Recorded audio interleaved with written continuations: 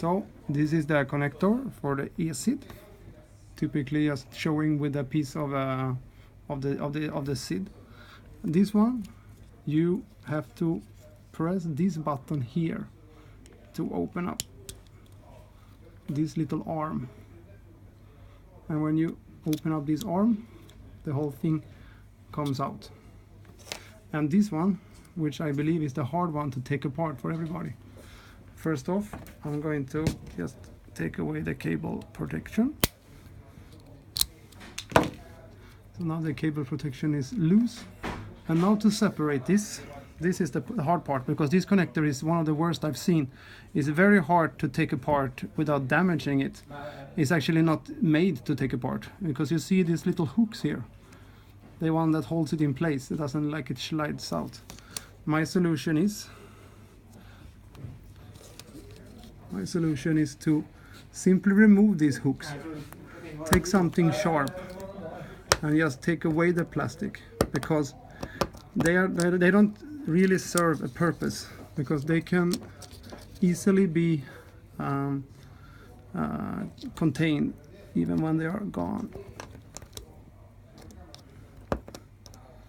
So, because if you simply take away these two, then you just need to press it out. Then you can just slide it out, because once they're out, I simply see if I can show it to you.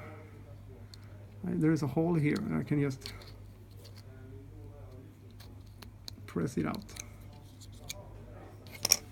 when these are gone. And when you put it back into place, actually, there is no problem, because once it's inside the big connector, it cannot come out. So it doesn't really need to have it.